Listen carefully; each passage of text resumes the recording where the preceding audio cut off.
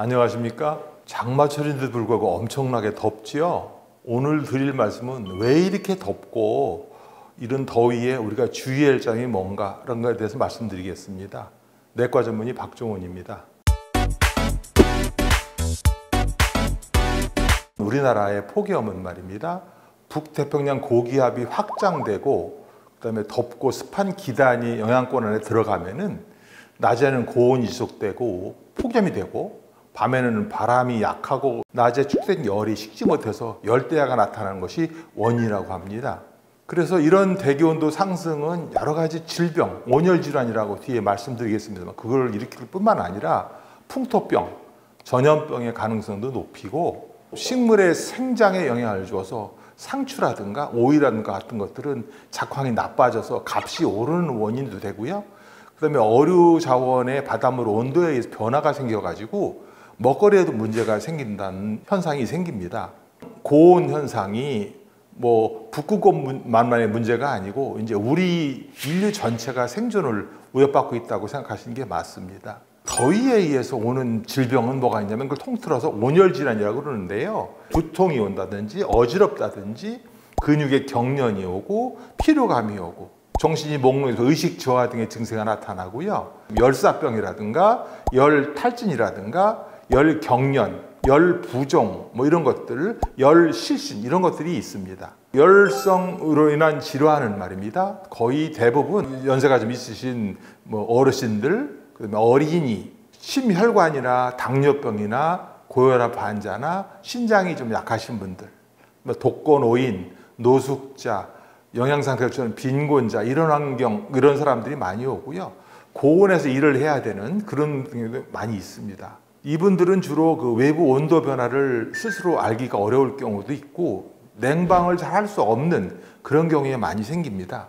이런 온열 질환 응급실을 방문하는 사람들의 그 한 반수 정도는 실외 작업장, 논밭 혹은 주로 햇빛이 쬐는 낮 시간에 증세가 발현하고 제 고등학교 친구 하나도 시골에서 어머니하고 낮에 작업을 하다가 어지럽다고 쓰러져서 사망한 예도 있습니다.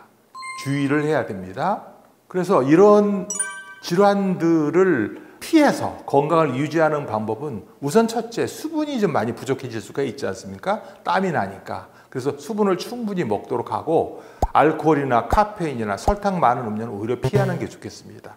빛을 반사하는 흰색 계열옷이 좋고 머리나 이런 걸 보호하기 위해서 모자나 양산을 사는 게 좋겠습니다. 햇빛이 제일 강렬하다 보면 오후 12시부터 오후 5시까지는 야외에서 작업을 한다든지 농산물을 관리한다든지 이런 거는 안 하시는 게 좋겠습니다. 적절하게 실내 온도를 유지하는 게 좋겠고 직사광선을 좀 피하는 쪽으로 가시는 게 좋겠습니다.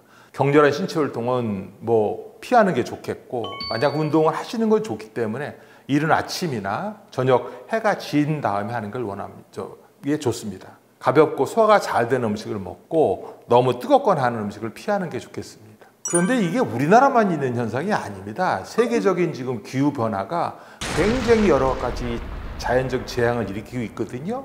이 원인이 뭐냐를 따져보면 화석연료를 사용해서 온실가스가 배출하는 것이 증가된 것 때문에 지구 평균 온도가 상승한 건 잘 알려져 있고요.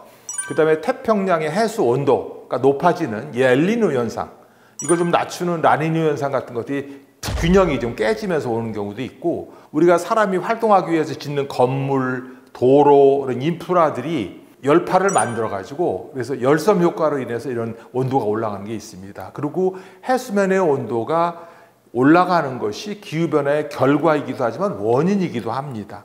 이런 여러 가지 원인에 의해서 기후변화가 생기는데 그러면 이런 기후변화를 대처하기 위해서 우리는 어떻게 해야 될까? 일단 가정에서는 가전제품을 에너지 등급이 높은 인증받은 걸 사는 게 좋겠고 지금 사용하지 않는 전자기기는 전원을 꺼두는 게 전력 소비를 줄이는 방법이고 건물을 짓거나 할 때에도 단열을 강화하고 태양광이나 풍력 발전 같은 재생 가능한 에너지원을 사용하는 것이 전력 생산하는 비용도 적게 들 뿐만 아니라 화석연료 의존도를 낮추기 때문에 도움이 됩니다. 차를 끌고 다니는 것보다는 대중교통을 이용을 하거나 자전거나 도보 이렇게 걷는 운동을 하는 것은 건강에도 굉장히 좋거든요. 그러니까 그런 친환경적인 교통수단을 이용하는 게 좋겠고, 차를 뭐 전기차라든가 하이브리드 차량을 이용해서 배기가스를 좀 줄이는 게 한 방법이 되겠습니다. 우리가 일상생활에서 작게 실천하는 작은 것들이 모이면 큰 변화를 이룰 수 있습니다. 도시의 열섬 현상을 줄이기 위해서 도심 내 공원이라든가 녹지 공간을 확대해서 열섬 현상을 완화시키는 것도 중요하겠고요. 우리가 산에 가서 지금 보면 굉장히 산림이 잘 우거져 있는데 이걸 잘 보호하고, 훼손된 지역이 만약 있다면 뭐 산불이나 뭐 이런 그 산 사태 중에서 그 나무를 씹어서 탄소 흡수를 촉진하는 것도 굉장히 좋은 방법이 되겠습니다.